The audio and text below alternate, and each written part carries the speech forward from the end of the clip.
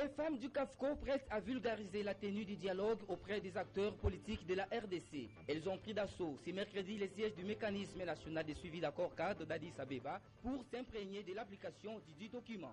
78 883 €, c'est le montant que le gouvernement de la RDC a débloqué pour l'évacuation rapide d'Héritier Louvumbu ce mercredi 2 mars en Belgique dans le but de recevoir les soins appropriés. Antenne A, le journal Sylvie Fortuné, Boula.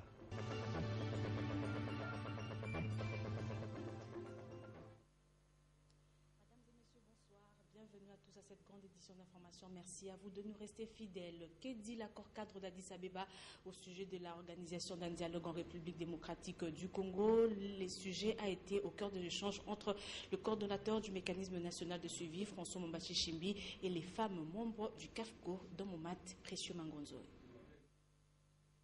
Les femmes réunies au sein du cadre permanent des concertations des femmes congolaises, CAFCO, veulent la paix.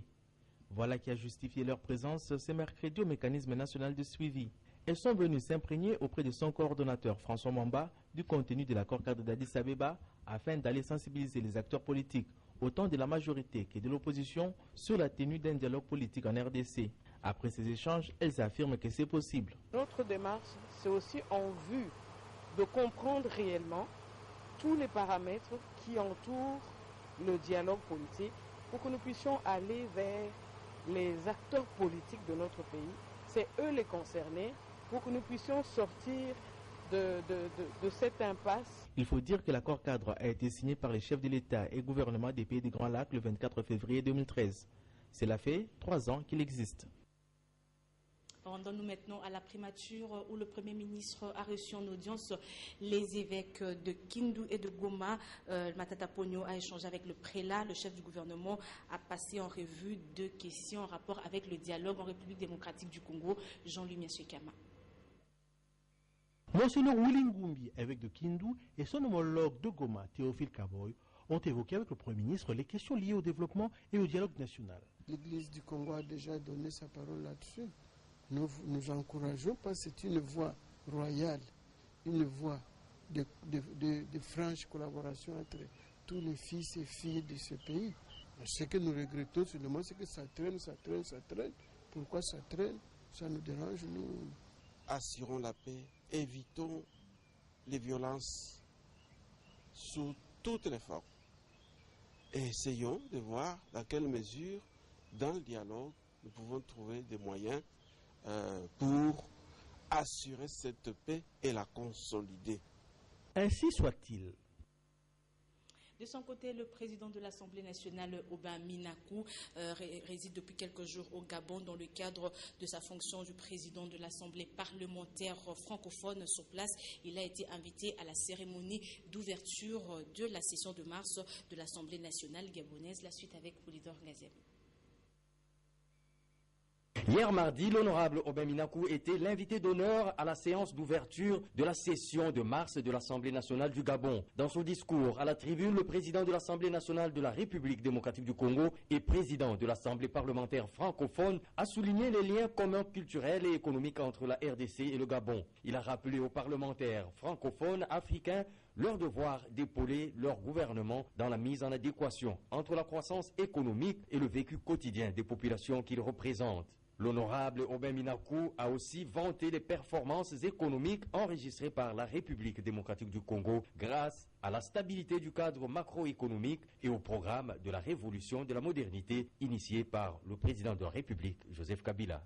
L'honorable Aubin Minakou présidera demain jeudi à Libreville la séance d'ouverture de la réunion de l'Union parlementaire francophone d'Afrique.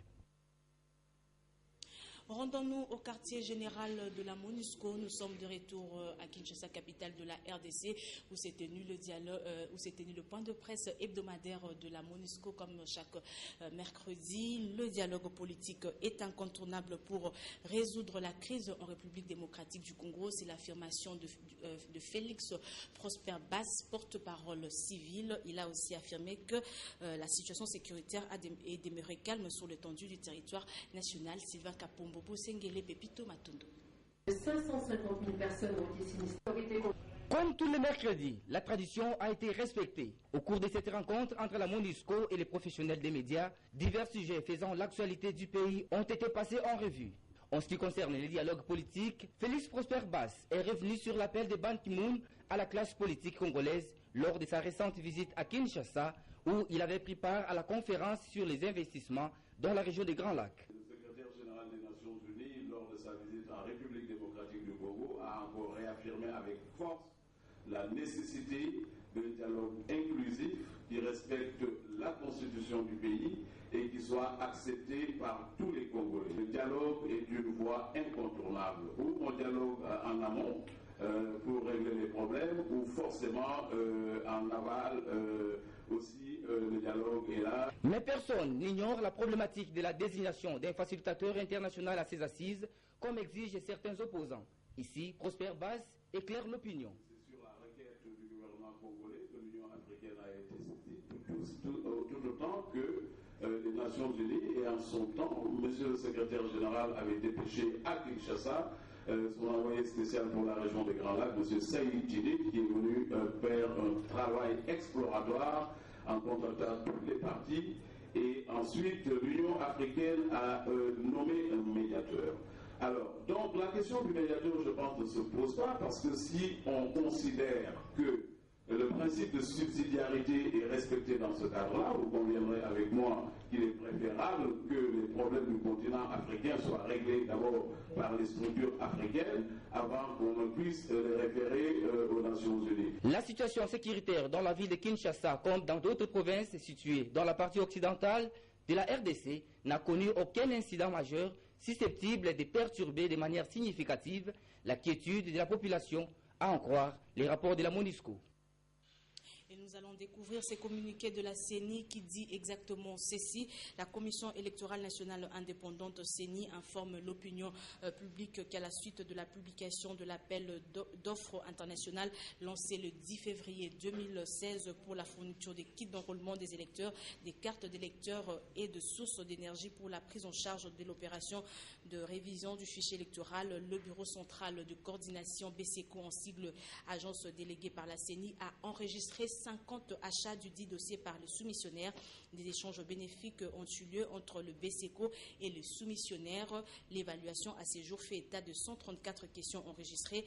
Ces questions se rapportent en partie aux aspects administratifs et financiers qui sont en train d'être examinés par le BCECO. Et puis, il a été constaté un nombre important de questions d'ordre technique qui sont examinées par la CENI. Une fiche de réponse a été élaborée à l'attention de tous les soumissionnaires. En conséquence, les délais des dépôts des offres initialement fixés au 10 mars 2016 est reporté au 28 mars 2016 aux heures de réception et d'ouverture des plis tels que fixés par le BCECO. Le communiqué signé par Onésime Koukatoula Flalache, rapporteur adjoint. Et sachez aussi que le secteur de la santé concentre des aides et appuis d'un grand nombre de bailleurs de fonds bilatéraux et multilatéraux, mais ces fonds répondent à des critères bien précis pour être débloqués. Explication de Jean-Louis Mensuikama et Mathieu Ngadipovi. La santé est un secteur prioritaire pour tout pays. Dans son appui dans ce domaine, la France a une ligne claire. Il ne s'agit pas d'une coopération de substitution, madame.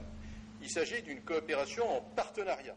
Nous sommes des partenaires. Nous n'allons pas fabriquer un système de santé primaire en RDC. L'Agence française de développement se focalise sur les soins maternaux-infantiles. Elle a jeté son dévolu sur le centre hospitalier Monkoli. Cet hôpital général de référence de la zone de santé Mongafula 1 a soigné 75 000 malades en 2015. Elle y est arrivée grâce à son système tarifaire. Nous avons 4 tarifs à Montpellier. Il y a les A, les B, les C et les D. Donc les A et les B sont des tarifs qu'on peut dire social. C'est pour les personnes qui sont démunies, qui en réalité, au fait, ne nous permet pas d'avoir une marge bénéficiaire. Le choix qu'a porté l'AFD sur le centre hospitalier Monkoli repose sur certains critères adoptés par les différents bailleurs. Il faut bien gérer l'argent qui arrive, parce que chaque année, vous êtes audité. Il y a des indicateurs de suivi et d'évaluation. Donc ces indicateurs doivent être, vous devez regarder vos cibles. Est-ce que vous avez atteint vos cibles? qu'il y a un problème de relations interhumaines. Quand vous avez, par exemple, été formé à l'étranger, vous avez tissé des relations avec quelques personnes. Quand vous rentrez ici chez nous, il faut continuer à entretenir ces relations-là. Un programme sous-régional au niveau de l'Afrique centrale doit être lancé au Congo-Brazzaville pour la formation en master de gestion hospitalière, médicale et pharmaceutique. Une rencontre a réuni les intervenants du secteur bancaire congolais et les représentants des institutions financières néerlandaises ce mercredi au Fleuve Congo Hotel. Le but était d'améliorer les conditions d'accès des entrepreneurs congolais aux finances. Cet atelier était donc organisé par l'ambassade de Pays-Bas en République démocratique du Congo en appui de la Banque centrale du Congo. Suivez. Les acteurs du secteur bancaire congolais, tant public que privé, ainsi que les représentants des banques néerlandaises ont exploré les possibilités de collaboration entre les institutions financières néerlandaises et congolaises afin de promouvoir l'accès aux finances des entrepreneurs congolais. Cet atelier organisé par l'ambassade de Pays-Bas en RDC en partenariat avec la Banque centrale du Congo a pour ambition de créer un cadre d'échange qui va aboutir à des collaborations plus étroites entre les institutions financières des deux pays, souligne l'ambassadeur de Pays-Bas en RDC, Gérard Michel, dans son mot des circonstances. L'occasion était ainsi donnée à la BCC de saluer la démarche qui, selon elle, devrait renforcer la capacité du secteur financier à stimuler la croissance économique au travers des investissements touchant l'activité productive. Tout dépend de l'intérêt que les uns et les autres vont trouver dans la relation qui va s'établir entre les deux parties. Il faudrait que chacun trouve de l'intérêt dans ce qui va se passer. Je ne doute pas que la partie hollandaise, après l'exploration, puisse trouver des créneaux au niveau de la République démocratique du Congo pour les financements des secteurs. Qu'il s'agisse des secteurs primaires, c'est-à-dire l'agriculture, l'élevage, qu'il s'agisse des secteurs secondaires, la transformation, l'industrie ou les secteurs tertiaires, en tout cas, il y a de la place pour ces entreprises. Et je crois que très rapidement, lorsque nous allons entrer en réunion avec eux, nous allons identifier les possibilités qui s'offrent à eux pour les financements dont le pays a besoin. Du côté de banques congolaises, l'issue de cet atelier devrait parvenir à des possibilités visant à renforcer le secteur bancaire en RDC. Les participants à ces travaux ont poursuivi les discussions, notamment en échangeant sur la finance rurale et la finance inclusive en RDC comme porteuse de croissance économique et créatrice d'emplois. Il est désormais docteur en droit. Il s'agit de Upio Kakurawa Paul qui a présenté ce mercredi 2 mars 2016 sa thèse intitulée « Régime juridique des aéronefs à vocation commerciale ». La séance est déroulée dans la salle de promotion Luc Juan de l'université de Kinshasa en présence d'un jury d'une dizaine de professeurs. Blaise Lunda, Boulidor Ngaziami, images et commentaires. Nous lui remettons le présent diplôme et les insignes de l'université et déclarons qu'il a la jouissance de tous les droits et avantages attachés au grade académique obtenu. Le régime juridique des aéronefs à vocation commerciale, contribution à l'étude du droit aéroportuaire congolais. Tel est le titre de la thèse présentée ce jour par Upio Kakurawa Paul dans la salle de promo Monseigneur Luc Gillon à l'université de Kinshasa. Une thèse motivée par la question principale énoncée par le candidat. La question principale consiste à décrypter les règles et mécanismes qui gouvernent le régime d'exploitation commerciale des aéroports dans la perspective d'une aviation écologique. La thèse a eu deux volets. Sur le plan théorique, nous dégageons les règles applicables au secteur aéroportuaire. Et sur le plan pratique, nous préconisons la réforme des aéroports en tenant compte de l'environnement concurrentiel dans lequel évolue l'industrie du transport aérien. Que faut-il faire devant le fait que les aéroports congolais se trouvent sur un marché concurrentiel? Comment doivent-ils se comporter afin de revêtir la robe d'aéroport commercial? Sur le plan interne, il faut donc poursuivre la réforme qui a déjà commencé, créer autant de sociétés aéroportuaires qu'il en faut, sociétés gérées par l'État, mais aussi en associant les privés dans le cadre de mécanismes de participation, n'est-ce pas, privée au secteur public. Il faut également promouvoir la décentralisation aéroportuaire. Contribution à la recherche, une proposition s'est dégagée de ce travail. Il y a une loi spécifique sur les aéroports commerciaux quant à leur statut, quant à leur gouvernance. Notre thèse propose justement que dans les lois d'urbanisme et d'aménagement du territoire, il soit prévu des mécanismes de sorte que les atteintes à la qualité de la vie soient combattues. La recherche a été structurée en deux parties. La première a analysé le régime d'exploitation des aéroports à l'épreuve de la libéralisation des transports aériens et le second a fait un plaidoyer sur la réforme des aéroports commerciaux dans la perspective d'une aviation écologique. Rendons-nous dans la province de Olomami où Dieu merci Nzob Mabiala nous fait savoir que le ministre de l'EPS Inc. Maker Mangou a remis des écoles dans cette partie du pays. Depuis Kamina, notre envoyé spécial. Ce mercredi 2 mars, c'est le territoire de Kabongo, toujours dans la province du Olomami, qui a accueilli avec faste le ministre de l'EPS Inc. Maker Mangou et la délégation qui l'a accompagné. À l'aéroport, comme sur la route, c'est un véritable bain de foule qui a communié avec le ministre de l'enseignement primaire, secondaire et initiation à la nouvelle citoyenneté. Sur place, Maker Mangou Famba a circonscrit le cadre de sa visite, c'est-à-dire remettre les écoles construites dans le cadre du PRIS aux communautés locales. Ensuite, le cortège prend la route pour la localité de Kamungu, en vue de la remise officielle de l'école primaire qui porte le nom de la dite localité. Sur la route, c'est des arrêts réguliers qui se font du fait de la volonté de la population qui attend le patron de l'EPS Inc. communier avec elle. Et pour atteindre Kamungu, c'est près de 45 km de route que Maker Mangou a bravé, car la route se trouve dans un état de délabrement très avancé du fait des érosions qui s'y créent par la pluie. À la place Kamungu donc, le ministre a rappelé l'historique de ce projet qui émane du président de la République Joseph Kabila, qui veut que les élèves de toute la République puissent étudier dans les mêmes conditions. Il en a aussi appelé à l'utilisation correcte des bâtiments et des manuels scolaires censés servir à la génération future. Cérémonie inaugurale terminée, la délégation est rentrée sur Kamina, toujours dans le Haut-Lomami, pour une autre étape. Depuis Kamina, Dieu merci Nzob Mabiala pour Antenne A. Merci Dieu merci. Quittons la ville de Kamina pour celle de Mbandaka où 50 agents de petites et moyennes entreprises, parmi lesquels de juristes économiques, sociologues et politologues, renforcent leurs capacités en cette matière à Mbandaka, chef-lieu de la province de l'Équateur, dans un atelier de formation. Les enseignements sont disposés par une délégation venue de Kinshasa. Plus de détails avec notre correspondant sur place, José Maza Osukuma, joint depuis Mbandaka par Sylvain Kapombo Bosengele.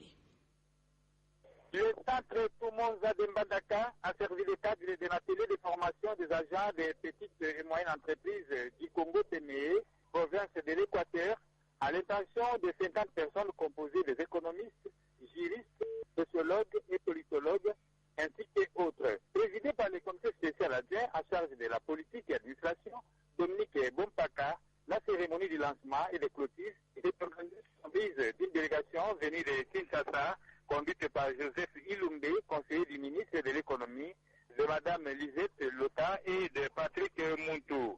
De son mot, le président de l'Office de promotion des petites entreprises, OPEC en sigle, à Fambale Maurice, a demandé aux récipiendaires de capitaliser les acquis de ce séminaire qui a visé la formation des encadreurs des agents de petites et moyennes entreprises PME. De Mbandaka, José Mazao Sukuma, Antenne A.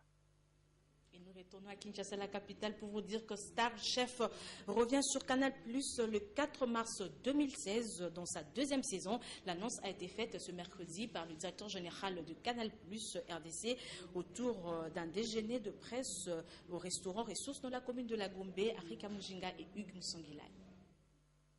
Star Chef saison 2, le plus grand concours panafricain des cuisines revient sur les petits écrans. Dès le 4 mars à 20h30 sur A+, canaux 21 et 22. L'annonce a été faite ce mercredi 2 février 2016 par le directeur général de Canal Plus RDC, Jean-Claude Chipama. Nous sommes heureux parce que c'est une émission de divertissement. La première saison avait fait de Christian le gagnant, donc la fierté pour la RDC. Et donc nous sommes aujourd'hui plus que contents de revenir encore et proposer à nos abonnés et tous ceux qui ne sont pas encore de se dépêcher pour pouvoir suivre la deuxième saison qui va commencer avec des talents, des candidats de talent. On a encore une participante de la RDC, Lisette, qui va commencer, comme j'ai dit tout à l'heure, dans 2 jours. Donc c'est un moment important pour nous et pour toute l'Afrique. Star Chef est un concours, une télé-réalité au cours de laquelle 6 candidats se disputent les titres de chef star en 8 épreuves. Pour la première saison, ce concours a été remporté par un Congolais, Christian Yumbi. Il a profité de cette annonce pour encourager les candidats de la deuxième saison. Gagner sa vie correctement, si on fait un métier qu'on aime. Donc il faut qu'on arrive à donner la valeur à nos métiers et comme ça on peut avancer. Et aussi pour les mamans, question, on va dire, d'hygiène aussi, la nourriture. La nourriture, c'est 80, on va dire, plus ou moins au-delà de 60% de notre santé. Pour juger les grands tops de la cuisine africaine, Star Chef a fait appel à 2 grands cuisiniers du continent, à savoir Loïc Dable et Christian Abégan, un chef cuisinier au CV éloquent, sage de la gastronomie africaine. Cette saison, la RDC est représentée par une femme, Lisette Kassoki Luanzo. Et sachez aussi que c'est depuis ce 29 février 2016 que la Société nationale d'électricité SNEL a lancé sur la place des évolués à Gombe les journées portes ouvertes afin de permettre aux clients de faire des revendications concernant la perturbation de la fourniture en énergie électrique qui constitue justement ces dossiers que vous propose José Moussangane. La perturbation en fourniture électrique cause d'énormes dégâts dans plusieurs secteurs. Cette femme, elle a du mal à faire des économies et des provisions de vivres frais, car elle dépense plus en achetant des produits de première nécessité et la braise à cause de la coupure excessive et successive du réseau électrique. Un jour à délestage, un jour à courant. Le leçon courant, le bureau, et puis là, il y a une journée mobilisée. Jour à délestage courant qui est depuis la mukana si to la lob na to na courant et aux alatés mais jour courant biso et yaka ya tout la biso to ça dans journée mobimbate et qui est ça la l'orage de lumière et qui est na pamba l'ebso zola mama de sous courant qui est obligé que soit makal. Lorsque j'achète la braise, ça me coûte 2500 francs congolais. Ajoute à cela le fait que j'ai du mal à m'approvisionner en vivres frais. La dépense na somme aller sous makala 2500. 2500 francs congolais, ça peut paraître dérisoire. Calculons. 2500 francs congolais fois 30 jours, ça vous donne 75 000 francs. Et si vous multipliez par 12, ça vous fera 900 000 francs congolais par an. Elle gagne combien cette pauvre femme pour dépenser ainsi? Et puisque nous parlons de vivres frais, sachez que les tenanciers de chambres froides ne sont pas du tout épargnés. Ici, le manque du courant électrique fait que l'on puisse recourir au groupe électrogène. Un coût encore très exorbitant puisqu'il faut du carburant. Mais tu sais, tu peux le groupe, soit tu peux le groupe, tu peux place Les recours au groupe électrogène pèsent excessivement pour nous car il faut acheter du carburant. Malgré ça, nous recevons des factures de la SNEL, ce qui fait que nous dépensions doublement puisque le carburant nous coûte 14 000 francs congolais par jour. 14 000 francs. Calculons encore. 14 000 francs par jour fois 30, donc ça vous fait 420 000 francs congolais. Et puisqu'il faut multiplier par 12, ça vous fera 5 40 000 francs congolais par an. Comment investir dans ces secteurs de vivres frais quand on sait qu'il y a plus à dépenser qu'à gagner? Les centres hospitaliers sont aussi concernés. Ici, le courant électrique est presque inexistant alors qu'il y a des couveuses qui fonctionnent que grâce au réseau électrique. L'on compte nombre de morts prématurées, sans oublier des instruments à stériliser. Dans un service de santé comme dans un hôpital ou dans un centre de santé, s'il n'y a pas d'électricité, c'est vraiment difficile à ce que les services fonctionnent normalement. Parce qu'on a les services de laboratoire, et il y a les microscopes qui utilisent l'électricité. Il y a des réfrigérateurs où on peut garder les médicaments. Il y a les réfrigérateurs où on peut garder des réactifs. On peut garder les vaccins. Tout ça, ça nécessite qu'il y ait de l'électricité pour que cela fonctionne. Il y a aussi la stérilisation des matériels. Vous savez, quand on veut travailler convenablement, les matériels qu'on utilise dans un centre de santé doivent être stériles, doivent être propres. La Société nationale d'électricité est devenue ennemie de la lumière et malade d'elle-même, d'autant plus que les institutions publiques et l'État ne payent jamais leurs factures. Un manque à gagner de moins $1 milliard par an. Comment réaliser ces plans stratégiques nationaux de développement axés sur la révolution de la modernité lorsqu'un des socles de ces développements n'est pas pris en considération? Cela prouve à suffisance comment la République démocratique du Congo s'illustre de plus en plus en un état sorcier, pour reprendre l'expression du chercheur Edi Djouma. Merci José Moussa Ngana. 70 000 euros, près de 70 000 euros, je voulais dire, et la somme reçue par le vice-président de la FECOFA et le médecin des Léopards concernant le voyage du joueur héritier Luvumbu, blessé lors du championnat national Rwanda 2016. Denis Kambaï, ministre de Sport, les a reçus en son cabinet avant le voyage prévu ce soir. Papi Alikumba Kisaka.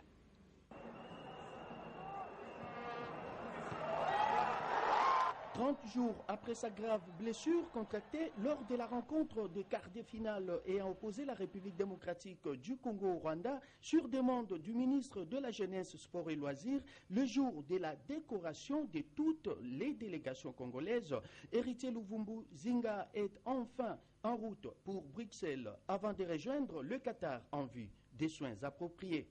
Pour lier l'acte à la parole, le ministre de la Jeunesse, Sport et Loisirs, Denis Kambaï Chimbumbu, a remis entre les mains du vice-président de la Fédération congolaise de football association, Théobald Binamungu, et du médecin de l'équipe nationale, Dr Jean-Pierre Mbungu Kakala, une enveloppe contenant le titre de voyage, les frais de séjour et les soins médicaux estimés à la hauteur de 78 883 euros et ventilés de la manière suivante: 25 888 euros pour les soins médicaux, 27 495 euros pour le titre de voyage, 25 500 euros pour les frais de séjour. Conscient du poids sémantique que regorgent ces gestes du gouvernement, le patron des sports en République démocratique du Congo n'a pas manqué de commentaires. Comme nous l'avons fait devant son Excellence, Monsieur le Président de la République, chef de l'État, une demande directe par rapport à votre état de santé, le chef de l'État avait réagi le même jour. C'est comme ça que directement que j'ai été instruit aussi par son Excellence, Monsieur le Premier ministre, pour que nous puissions agir d'urgence sur toute la question, et la procédure voudrait que je puisse saisir mon collègue de la santé. Mais entre-temps, votre médecin était en contact avec les hôpitaux qui devaient s'occuper de la procédure au niveau de l'Europe, soit le Qatar et la Belgique. Vous devez quitter Kinshasa. Nous vous souhaitons sincèrement bonne chance et prompte guérison au nom de tous les fils et filles de la République démocratique du Congo. Du côté du bénéficiaire de cette bienveillance, quoi de plus normal que de remercier le chef de l'État, le numéro 1 en charge des sports congolais et le gouvernement tout entier. Premièrement, na commission Nzambe na gesto et salami lelo.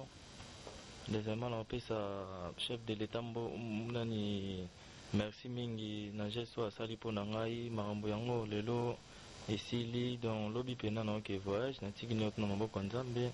Na pesi ba ministre nyoto, merci à tous, surtout son excellence Denis Kambaï ndenge alandeli makambo ke mbangu pena donc isalinga bien makasi. Bref, la satisfaction restera le seul sentiment qui va animer le monde sportif congolais en apprenant cette évacuation dans le délai du petit gaucher des Léopards de la République démocratique du Congo. Voilà, c'est sur cette note que nous mettons fin à ce journal qui a été supervisé par Sylvain Kapombo-Bosengele et réalisé par Claude Toumba. Nous vous disons infiniment merci de l'avoir reçu chez vous. Le prochain, c'est demain à 7h avec Patricia Bassois. À 16h, vous retrouverez Lydia Elambo. Et demain, à 19h, Alain Kiuka sera là pour vous informer. Bonsoir chez vous.